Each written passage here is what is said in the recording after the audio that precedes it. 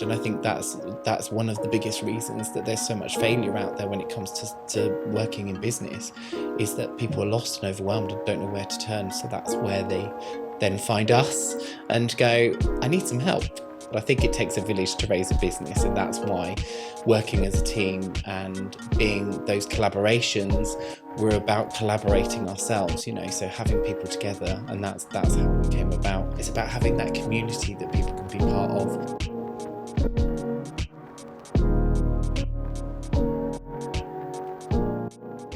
Hello and welcome to another edition of Entrepreneur TV.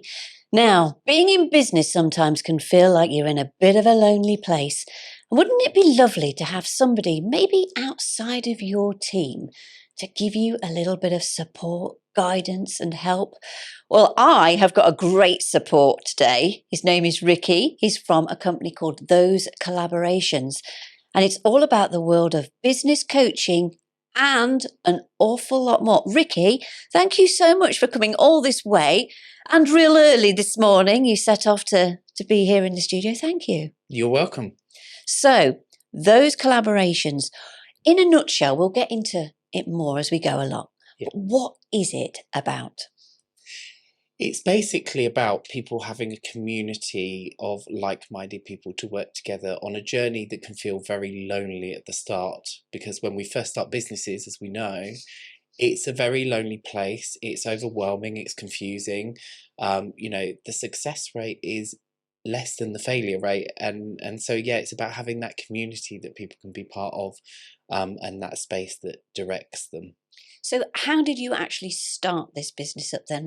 Was you doing something before that led into this? Was this something that you always wanted to do when you left school? Yeah, so when I left school, I've always fallen into those careers that maybe weren't my favourite subjects at school. I started life as a travel agent, working in travel, and hated geography. And it went from there. Went into careers advice and found that I loved helping people understand where they were going. And that led to a few years ago working with a local charity where they needed people to support people with disabilities to develop their business ideas so they could become self-employed. So that's kind of where the journey into business coaching started and business mentoring started, and just grew from there. I mean, that's a lovely thing for you to do. Do you still work with this charity then? Because there are so many people with different problems and disabilities, neurodivergency. This is a wonderful thing that you do. Yeah, it was great to fall into that, and I always say fall into that because these opportunities have shown themselves when least expected. And work with them in a very different way now because we contract as a business with them, and it's only part-time because of other things that we're committed to. But still very much working with them. They still hold a good place in all of our hearts as a business. Every member is fond and loves working with them. So still working with them and still enjoying it, but in a slightly different way. Now, it's not just you, is it? You have a team around you. Yes, if I didn't have a team around me, I think we'd be a lot further behind than we are today. And I always say you can't, they say it takes a village to raise a child. I think it takes a village to raise a business. And that's why working as a team and being those collaborations, we're about collaborating ourselves, so having people together, and that's how we came about. We've got Paul, who is our Director of Operations now, is his official title. And Paul is actually hiding behind there in the corner. He gave you the short straw today, Ricky. Yeah. He's enjoying being in the background. As we've highlighted, his title is DOO, so he's the do person. So very much fits what he does. And then we have Amy, who is our Director of Brand and Marketing, who is just absolute guru when it comes to brand and marketing, and met her originally as a customer who was recommended to me by the charity. So it was actually a referral from the charity, and the business started working with her as a customer, and it's just blossomed from there to now a business partnership. I mean, that's actually a collaboration. Yeah. You're doing like what your business name is. Absolutely. What does a typical work day actually look like for you? I don't think there is a typical work day. What does a typical work day look like? I think when people go in, this is one of the struggles that people have when they go into business. They've got an idea of what they want to do as a business, and they very much see that as a job. But what they don't realize when they start working for themselves is you become 5 or 6 people in one, and you end up doing things like IT issues. If someone had said to me, you're going to be running a business and you'll be dealing with IT issues with software and things like that, I was like, no, that's not me, definitely. And Amy and Paul will tell you I'm definitely not the technical person of the group. It's talking to people about what we do and becoming, a public speaker. I never saw myself as being that public speaker, and actually it's something that's become very central to what we do. And I think there's a lot of things I do in my day that are not the actual job that I set out to do. That almost becomes the back thing that I'm focused on sometimes. Do you think that that actually is why people come to you? Because, as I said, it can be a lonely journey in business. So there they are, they're doing their skill, but actually you have to wear a lot of hats. Yeah. And that can be quite stressful.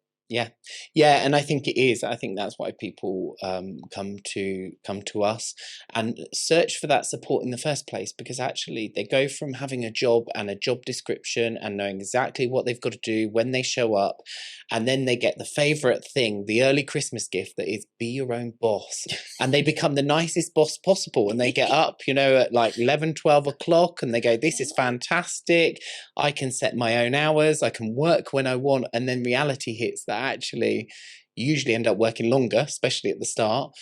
You end up doing more jobs, you end up with less time, and you don't know where to turn. So people quickly become lost and overwhelmed. And I think that's one of the biggest reasons that there's so much failure out there when it comes to working in business, is that people are lost and overwhelmed and don't know where to turn. So that's where they then find us and go, I need some help. And the other thing that I love when I looked on your website, which is really informative, by the way, is that, most people, they'll just start a business. They don't have a plan. But you don't like the word business plan, do you? No. So one of our campaigns we started out with was actually called Bin the Business Plan. And it got a lot of attention in the early days from people. We did a massive event down in Devon. And one of the first people actually came up to Paul and started talking to Paul and went, so if I want to go to the bank manager then, but I've been my business plan, what do I do? So I quickly jumped in as well. And we worked through it together. And I was like, we're not total mavericks. We're not saying that you're going to get rid of your plan. We're just saying that actually the traditional plan that's 30, 40 years old in method actually doesn't suit today's business operations, and you don't need everything in there to get started. You need the right information to get started. So that's what Bin the Business Plan. It's about more having an adaptive framework that leads to action. So hence we've released the adaptive action framework to help people with that, and that's the model that we're starting to push towards rather than the traditional business plan.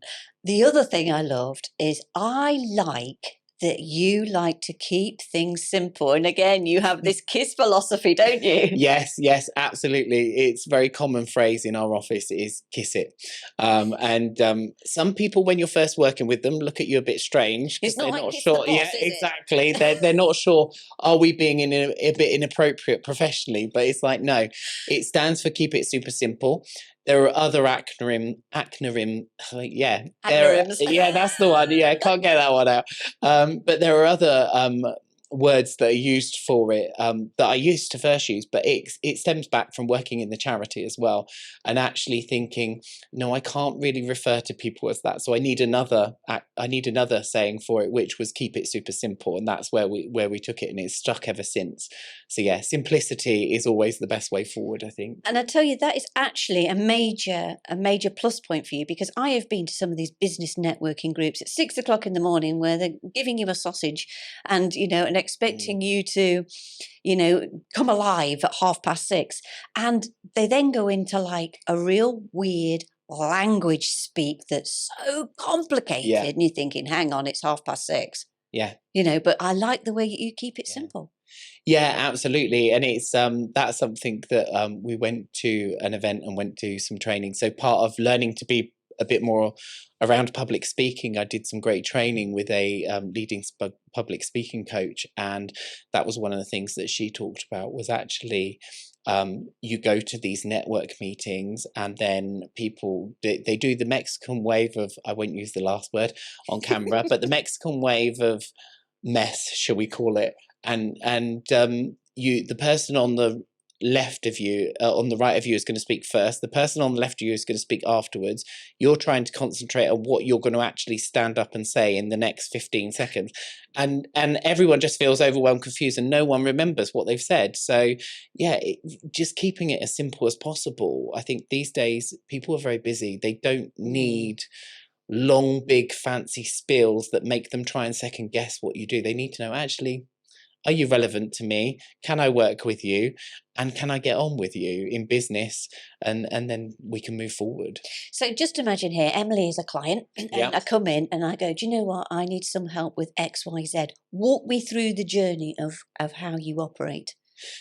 So the journey of how we operate, and it's how I've always worked within the business side of things, is actually, let's keep it very person orientated. So it starts off with well, let's get to know you first.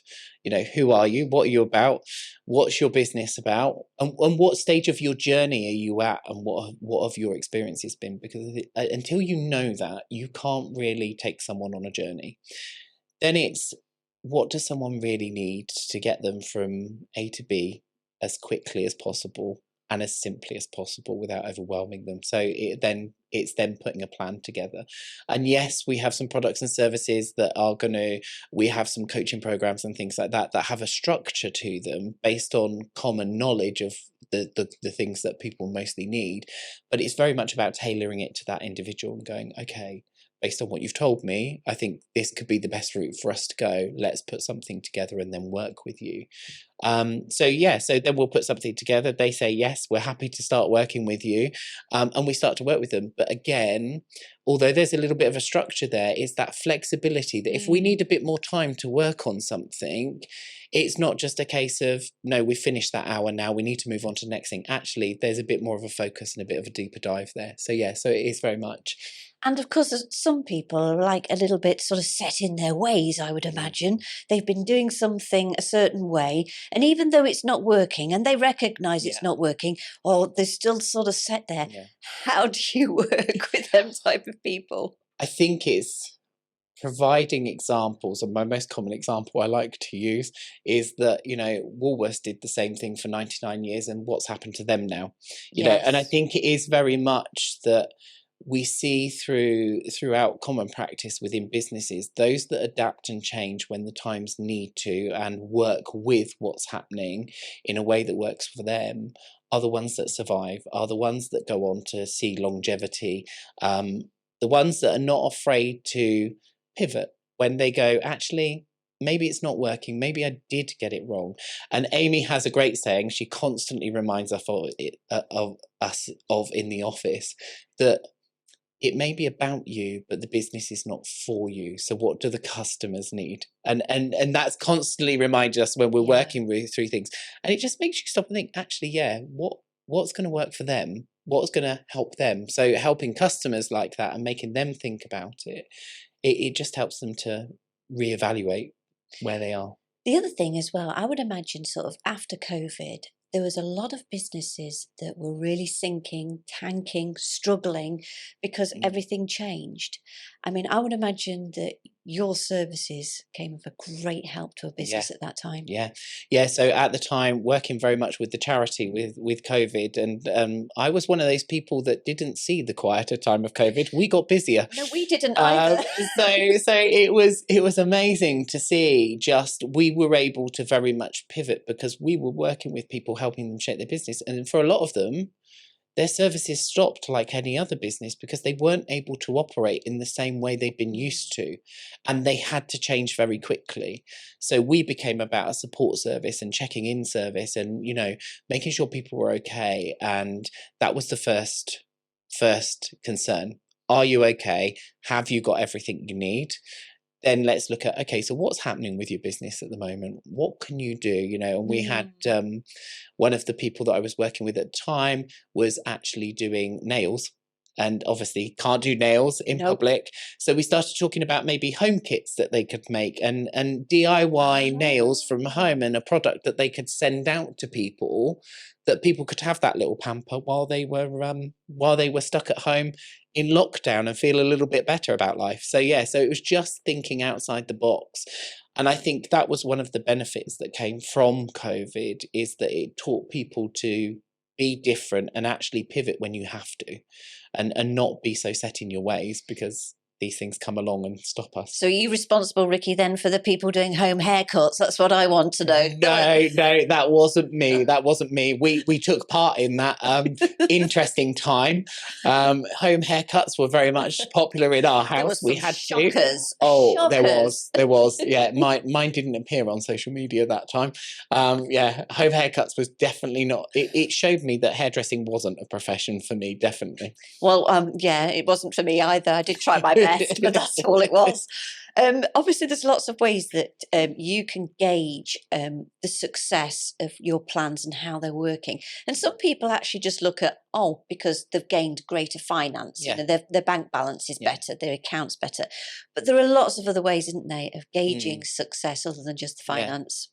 Yeah, I think people always look at the money and the finance. Have I got a profit? Have I made some money? And actually, money is just the result of the journey we've been on. And I think all too often the focus is there too much. Actually, look at other things around your success. So are the number of people that you're serving as customers improving? Are your reach to people improving? Are more people engaging with you with various methods, not just social media, but actually when you're out and about? When you talk to people, when we talk to customers, I look at what their feedback is about what we've offered them and the products and services, because if they're recognizing that that's a good fit and that's a good opportunity, and actually that works really well for me, but actually I wish this was part of it, you start to see a pattern. Yeah. And if you pay attention to those patterns, it will grow. And lots of training that I've been on has always taught me, focus on the value, not the result. Because if you focus on the value and you focus how you can give that value in the best possible way and how you can give the best possible value, then you're always going to achieve a better result, and the finances will come. What do you think is a popular misconception about your industry in business coaching? And I think there are lots of misconceptions. I think they change with the times. I think a couple of misconceptions that are very popular at the moment is you can set up a business, do nothing, and watch the money roll in. We see lots of programs like that. And I think it's very important to get people to understand it doesn't matter what industry or what you're doing, there is going to be work and effort and time put into it before it produces anything. But I think also with coaching in particular, people have done something successful and then feel that I can set up as a coach.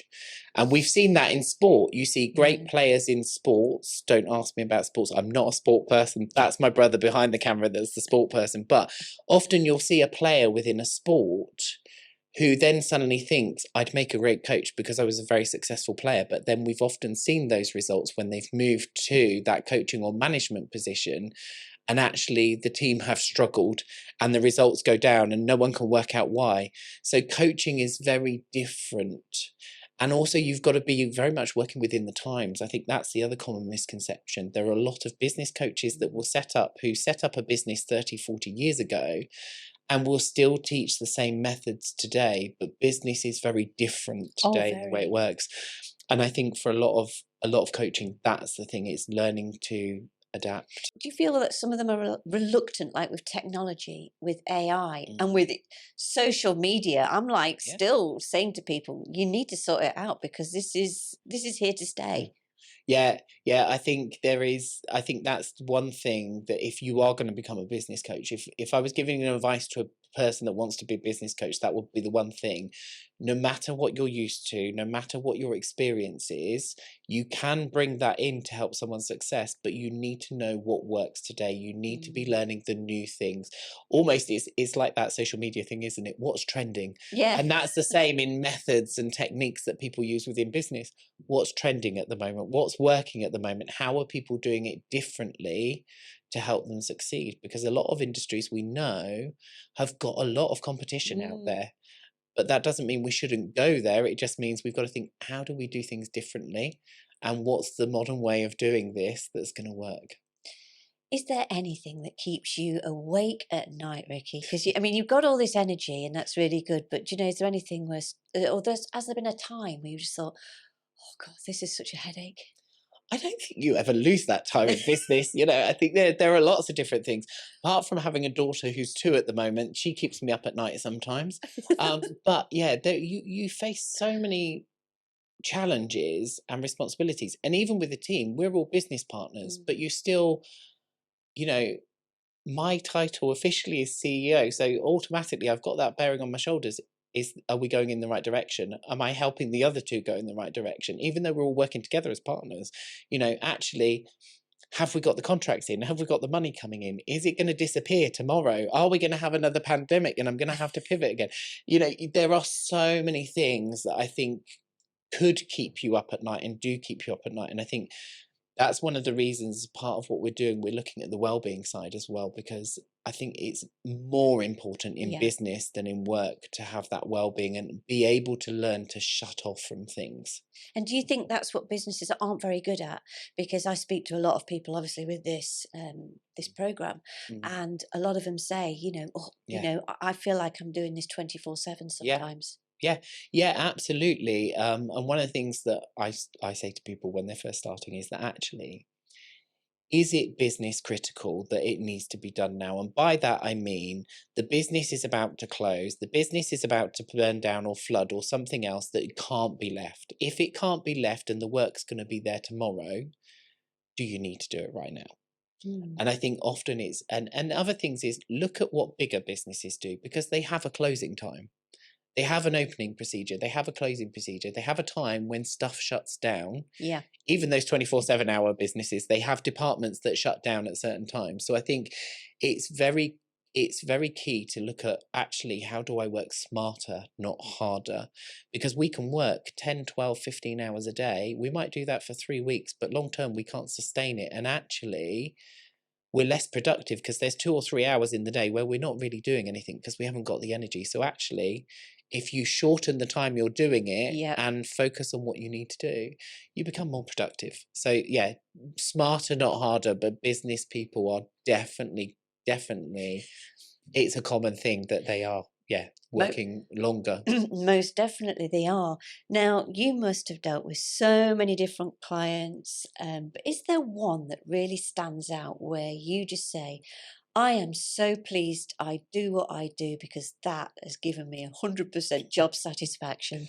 I think there are lots of clients that I could say that about, and that is one of the satisfactions that comes from it when you see the success of working with them. And actually, recently working back with the charity with the contract, there's a young lady that I worked with that I very much started her journey of coaching, and we're now in. So that was about 4 or 5 years ago, I think that I was working with her, and don't quote me on it. If she's watching, she might correct me.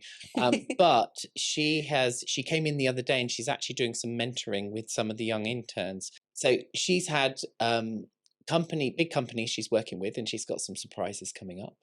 She also has a international business. She has international orders that are happening, and just seeing the success that Yeah. she has grown in confidence in what she's doing, and she's still trading like 5 years later. I think that's when you look at the records, that's the biggest success. And then you go, that's why I love what I do, because someone like her has been able to succeed where maybe they couldn't Yeah. initially.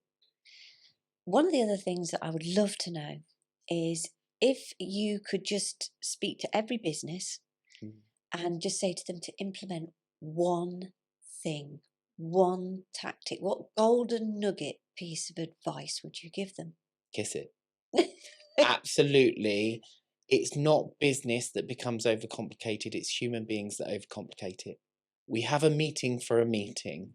One of the things we talk about in the office is I understand strategy and I understand what strategy means, but actually, is it just a glamorous word for a plan? Let's keep it simple. Let's go back to simplicity in business and think, what is the quickest way for me to get from where I am to where I need to be and do everything I need to do? And I think that would be the one thing that I would say to anyone in business is, how do you keep it super simple? And just imagine that, because we do have youngsters on here actually looking for careers advice, looking to be entrepreneurs, getting those nuggets of information. What would you say to any young person out there who's looking at starting this journey? What inspiration would you give them? Do it, because you just don't know what's going to happen. It's, yes, we feel it's a risk.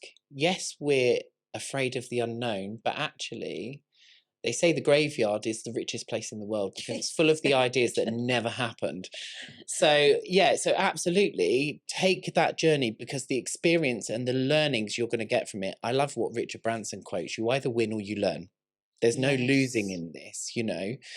Do it in a way that's sensible. So take a risk, but don't put yourself in, real jeopardy that you can't get out of, whatever situation it is, like massive debt and things like that. So do it in a way that works for you. But yeah, just go for it and see what happens. And obviously, come and talk to someone like us if you want some help and support for it. With regards to your clients, so you get a client, you get them on the plan, they're doing everything they should be doing, Ricky. Yeah. They're ticking the boxes, and you're like, yes, they're finally getting somewhere. Do you have like ongoing support with them for years to come? Yeah, I think I always have even if we haven't got something in place, I would always say, we're here. I think that's the biggest thing. You've got my email address, you've got my contact details. Reach out, but every now and again we'll touch base with people and say, how's it going? How are you getting on? And I don't think, again, it's not a set plan. So a lot of people that I've worked with, I've got their details and connections on social media, so I'll reach out to them and say, "Oh, how's it going? How's that going? I noticed that the other day. What's happening with it?" Because I think, again, one, it shows you care, and I think that's important in business, especially when you're working in a coaching environment. People need to know that you care about what they do, and also I think it shows that you're human.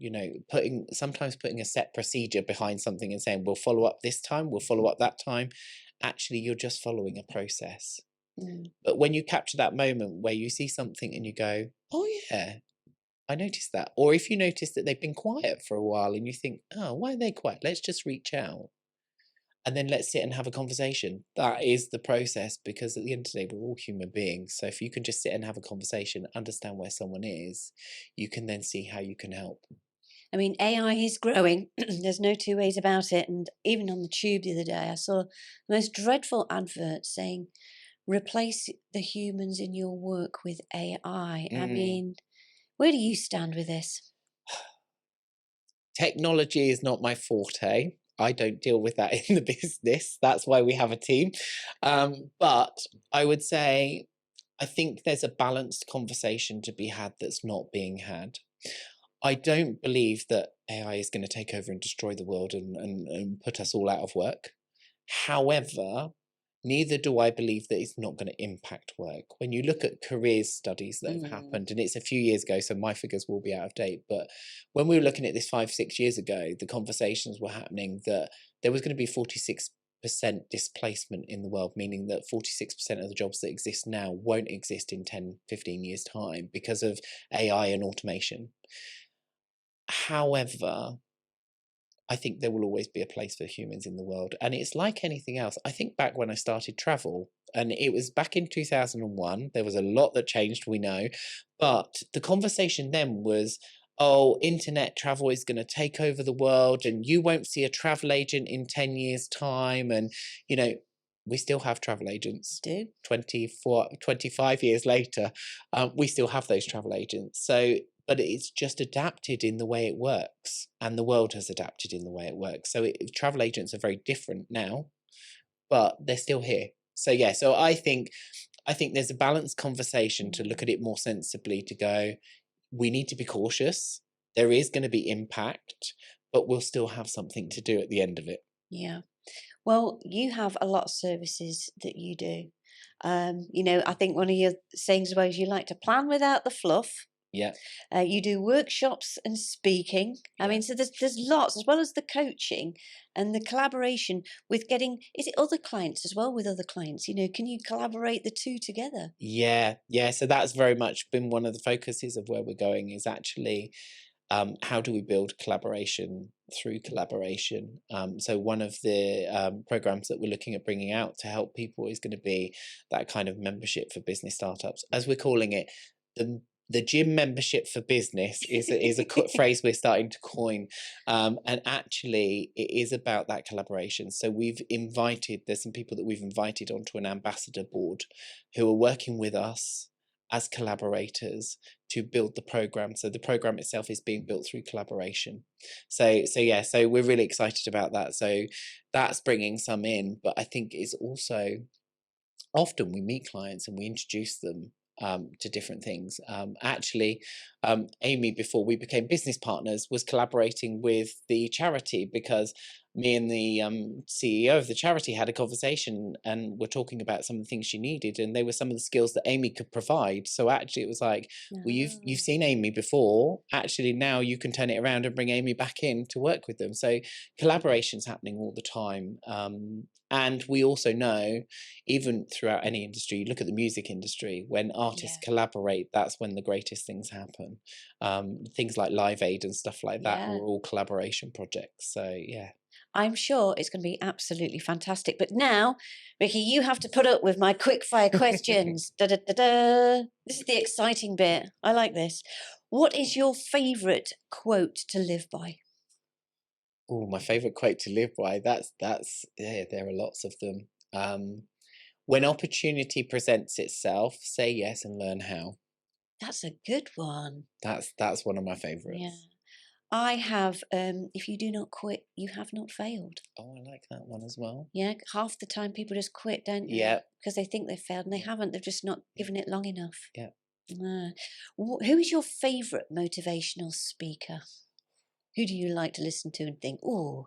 There are lots of them. And again, I think that's been one of my best journeys about going into the world of business, has been the personal development that you experience.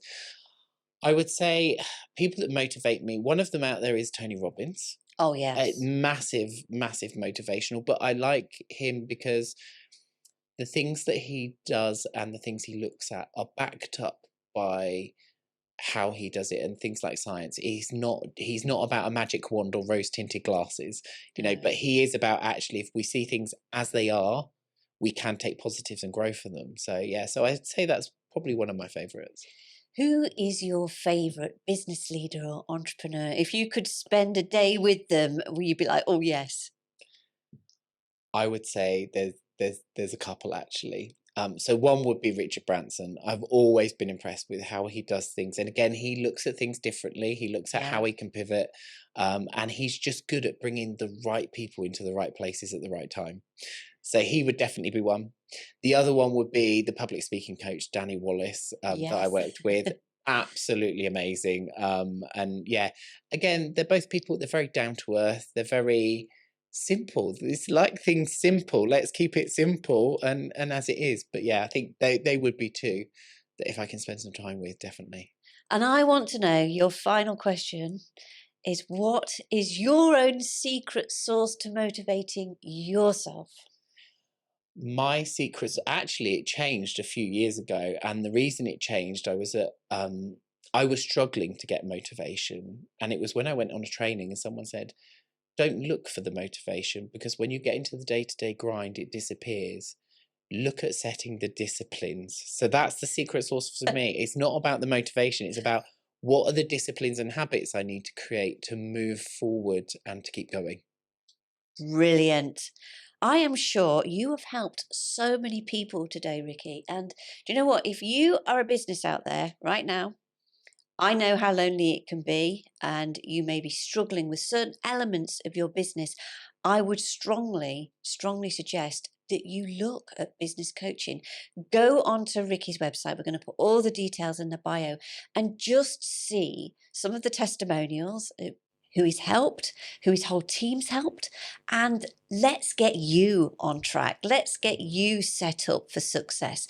And as we said, as Ricky said, success comes in many forms. So yeah, all the details are down below. Don't be shy. Ricky's lovely. He honestly, he's so lovely and approachable to speak to. So you've got nothing to fear. Pick up that phone, get on the email, and get in touch with Ricky. Well, thank you so much for coming in and sharing your journey and all this wonderful information for people. Thank you so Thank you. much. Thank you.